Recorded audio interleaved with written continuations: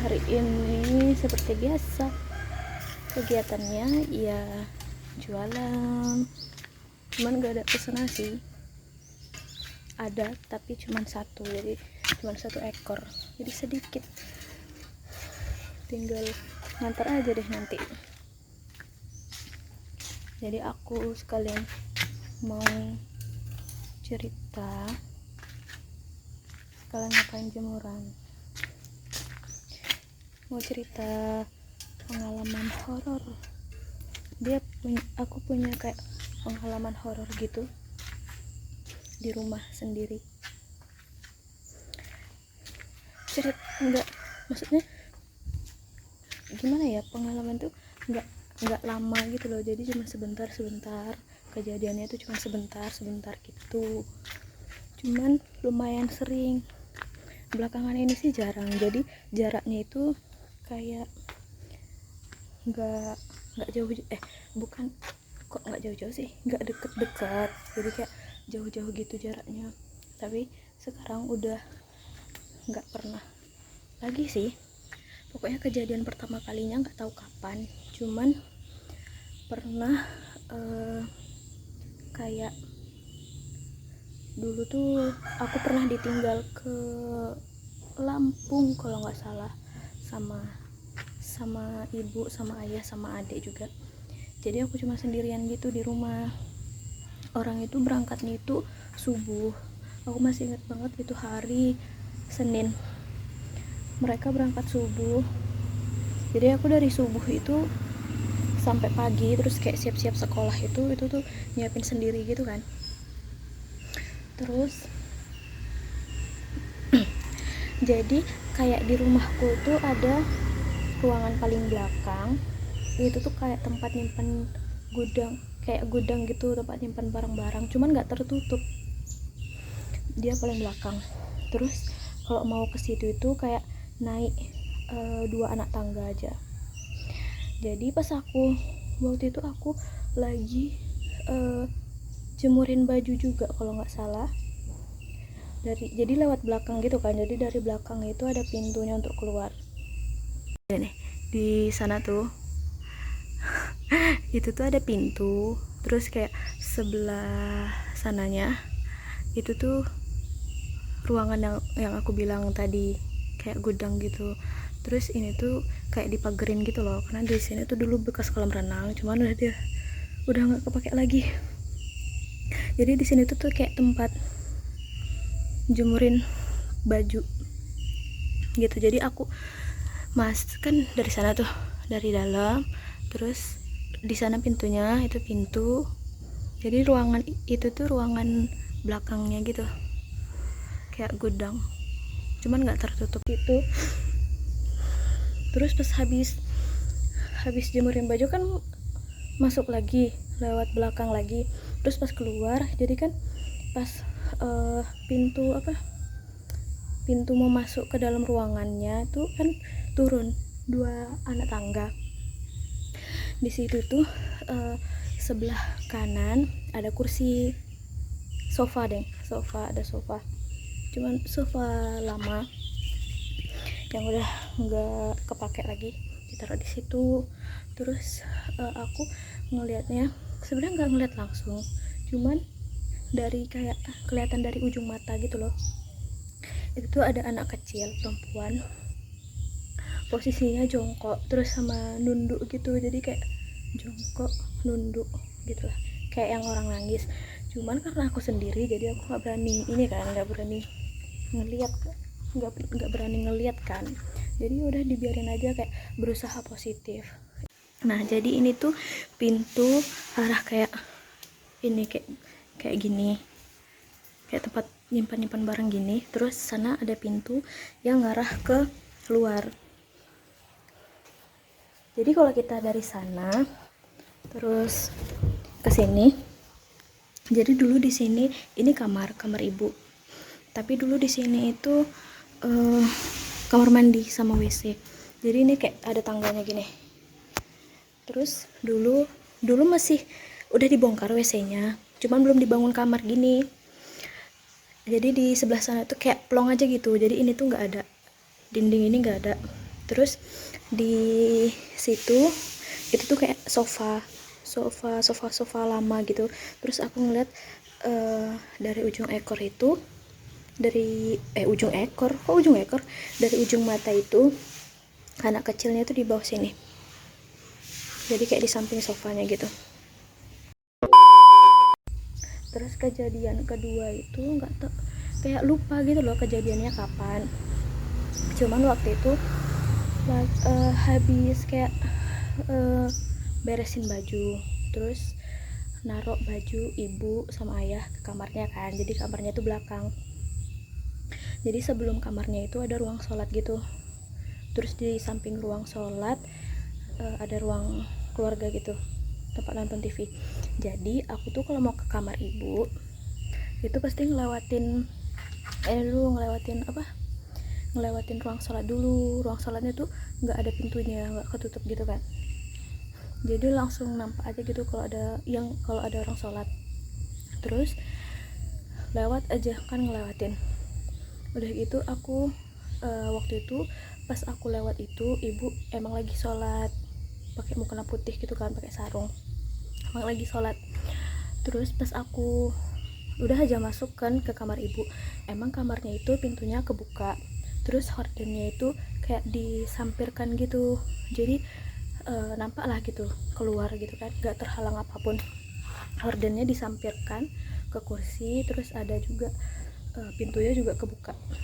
Terus pas aku lagi beresin baju, nampak juga ibu lewat, tapi bukan arah ke belakang, jadi arah ke depan gitu.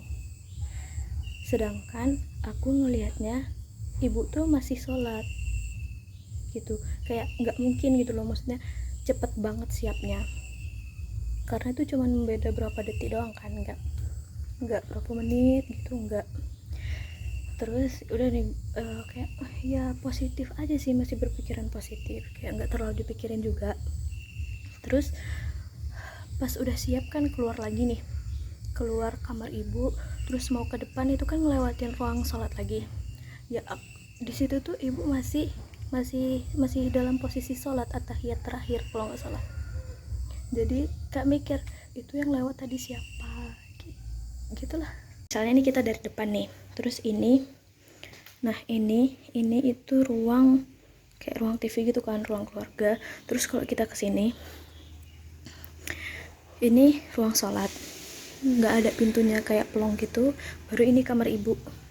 Jadi waktu itu kan aku ngeliat ibu sholat di sini, terus aku mau jalan ke situ kan, ke kamar ibu kan.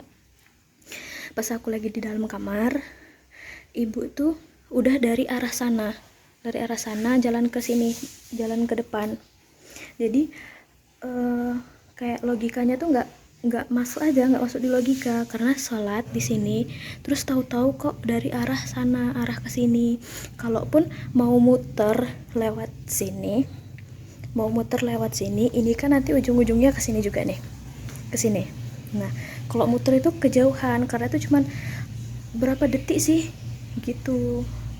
Jadi tahu-tahu ibu tuh jalan dari arah sini ke depan ke sini. Terus pas aku balik ke sini, aku ngeliat ibu masih sholat di sini. Terus yang ketiga itu nggak aku sih yang ngalamin, kayak sepupuku gitu. Jadi kalau dulu itu sering ini kan, sering nginep gitu. Jadi dulu aku sering nginep di rumah sepupuku, kakak sepupu, karena umurnya nggak jauh, cuman beda 2 tahun. Sering nginep situ, jadi kayak gantian gitu, gantian dia yang aku suruh nginep di sini, nginep di rumah. Pas jadi kamarku tuh paling depan, jadi samping kamar itu ruang tamu. Dulu tuh ada sofa panjang gitu, jadi sofa panjang itu ngadep ke pintu kamarku gitulah. Terus jadi pintunya itu emang nggak ditutup. Dulu tuh kita tuh masih SD kalau nggak salah, kejadiannya tuh pas SD itu. Jadi aku tidur sebelah paling pinggir dekat dinding. Terus sepupuku tuh tidur di paling pinggir dekat pintu, jadi pintunya kan kebuka nih. Terus dia sih ceritanya pas udah lama gitu loh kejadiannya, bukan pas malam itu kejadian terus besoknya dia cerita tuh enggak. Jadi kayak udah sekian berapa tahun baru dia cerita alasan kenapa dia nggak mau lagi tidur di rumahku, karena kayak sering nampak gitu. Jadi pas tengah malam, pas dia tidur itu pas tengah malam kan pintunya kan kebuka, jadi otomatis tuh dari dalam kamar pas lihat ke pintu itu tuh pasti ngelihat sofa gitu, sofa panjang gitu. Tunggu, berisik. Nah udah gitu yang dia ceritain, dia tuh kebangun tengah malam terus dia lihat ke arah pintu, jadi kan pintu kebuka tuh, terus berarti dia lihat ke sofa panjang. Di situ tuh dia ngelihat ada laki-laki kayak ayahku, kurus. Itu tuh lagi tiduran ya kalau nggak salah, lagi tiduran, cuman ngadepnya tuh ngadep ke dia, ngadep ke sepupuku gitu. Dan itu tuh cuman ngeliatin dia aja, nggak ngomong apa-apa, cuman ngeliatin aja udah. Jadi dari situ sepupuku nih nggak berani lagi tidur di sini, nggak berani lagi nginep di sini. Jadi kayak dia tuh setiap disuruh nginep ke sini tuh ada aja alasannya, cuman dia nggak cerita. Jadi ceritanya tuh pas udah berapa tahun kemudian, pas udah sama-sama udah besar baru dia cerita itu gitu. Nah ini kan ruang tamu nih, maaf ya berantakan, rumahnya jarang ditempati guys. Bukan jarang ditempati sih, kayak karena jualan di pinggir, di poros, jadi kalau pulang itu malam aja untuk tidur sama untuk mandi. Jadi ini ruang keluarga, jadi ini ruang tamu, belepotan. Jadi ini ruang tamu dulu, belum yang ini nih kursinya, sofanya belum yang ini. Terus ini kamarku.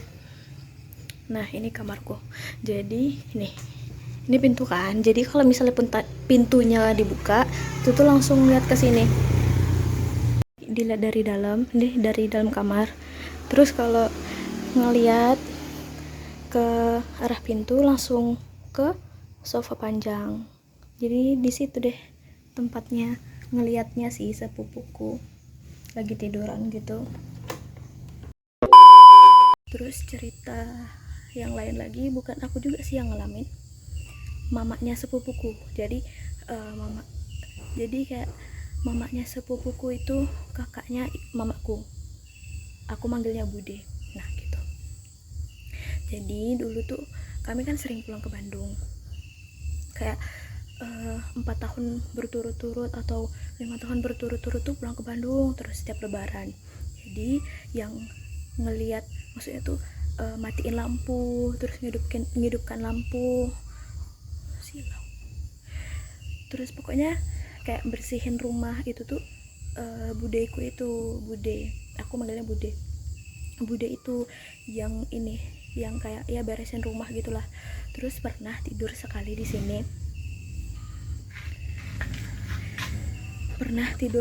sini, yaitu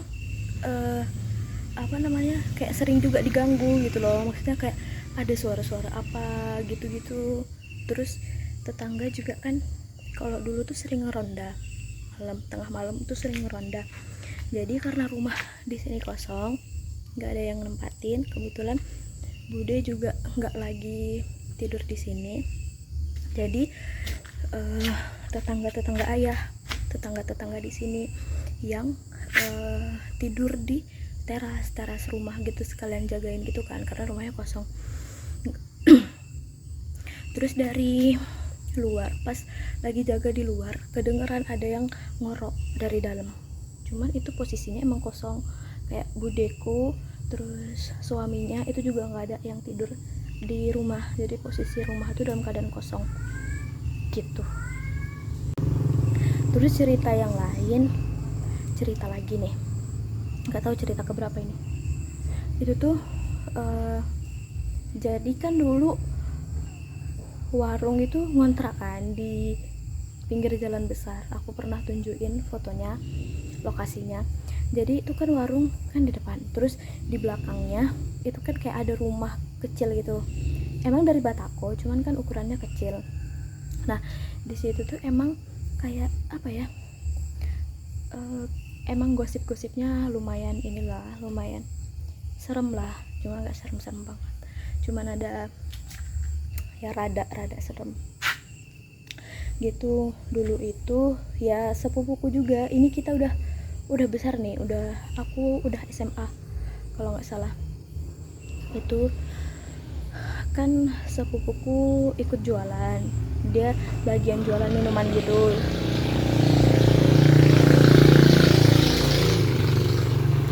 jualan jus,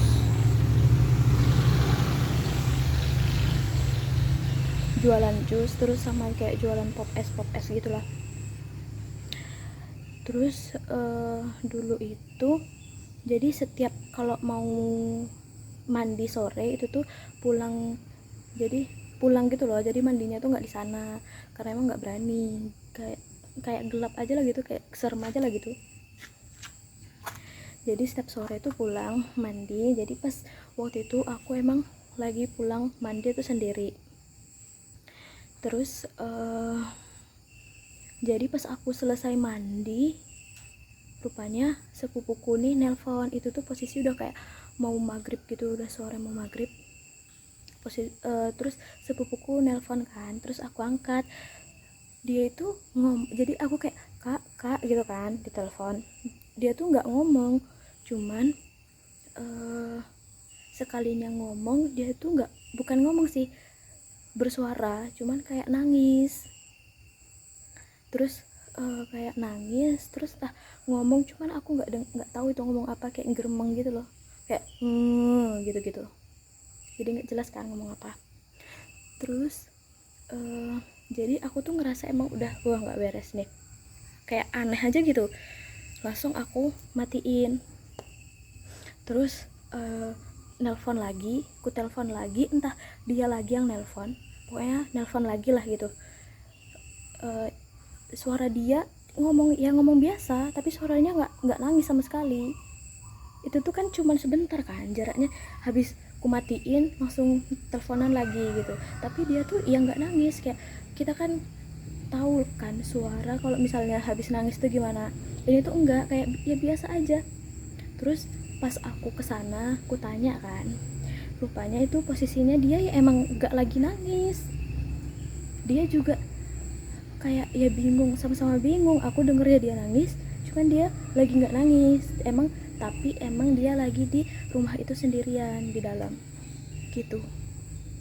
Jadi kan dulu warungku di situ, di sini, di belakangnya tuh kayak ada rumahnya gitu loh. Tuh kelihatan gak sih, emang ketutupan semak kali pula. Pokoknya disitulah kejadiannya. Terus ada lagi kejadian pas SMP, pas aku SMP. Ini kejadiannya bukan di rumah sih, di jalan. Jadi dulu SMP itu mau 17-an kan, mau 17-an. Itu tuh kita kayak ada acara upacara.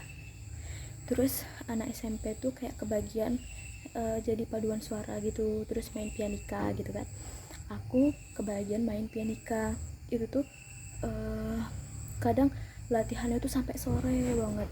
Terus waktu itu pernah latihannya tuh sampai maghrib, sedangkan dari SMP ku ke rumah itu tuh kayak lain desa gitu kan, paling enggak 10 atau 15 menit gitulah perjalanan pakai sepeda motor. Jadi kita pas di jalan itu ya bener-bener azan maghrib pulangnya itu. Untung aku berdua sama temanku goncengan, tapi emang cewek-cewek, nggak ada cowoknya. Jadi ke SMP ku tuh di lain desa gitu, desa sebelah lah gitu. Jadi kalau mau ke sana itu tuh ngelewatin 2 jembatan.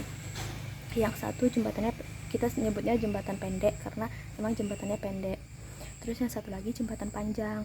Nah dulu itu di jembatan panjang pas itu kayaknya kejadiannya kelas 2 atau kelas 3 gitu. Di jembatan panjang itu ada yang kecelakaan, temanku sendiri sih, laki-laki temanku dan meninggal, kayak meninggal, nggak tahu meninggal di tempat, nggak tahu meninggal di jalan gitu, pokoknya kecelakaan terus meninggal. Itu tuh kecelakaannya parah, jadi kayak baru-baru maksudnya belum lama dari dia meninggal ya kejadian. Aku tuh ya gitulah. Terus pas kan kita maghrib nih di jalan, pas sampai jembatan itu, ngelewatin jembatan itu, aku ngerasa Hondaku nih, keretaku nih berat kali loh, kayak ada yang nahan. Aku udah berusaha ngebut, cuman masih kerasa berat. Iya, siapa yang nggak takut, namanya juga maghrib coy, maghrib kejadian kayak gitu, perempuan lagi kan gitu. Nah jadi itu sih kayak kumpulan pengalaman hororku. Sebenarnya kayak sering ngerasain ada apa gitu, ada yang ngeliatin atau suara-suara apa gitu, cuman selalu berpikiran positif, kayak nggak mau dipikirkan kali lah. Ya mereka tuh kan pasti ada kan, jadi ya udahlah gitu. Selalu berpikiran positif juga, karena kalau dipikirkan kali itu pasti nanti bakal takut. Kalau misalnya alah paling nggak ada apa-apa gitu kan, paling tak apa, itu kan pasti ini kan, kita nggak ngerasa takut gitu.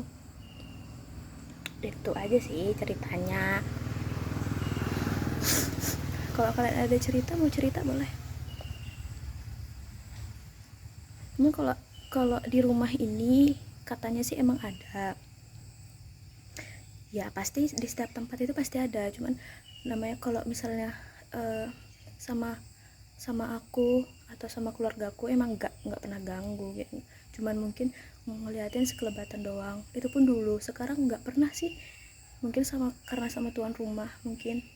Tapi kalau bude kakaknya mamaku itu tuh emang, kalau kayak kemarin kan kami ke Sumbar kan, sehari 2 malam ke Sumbar.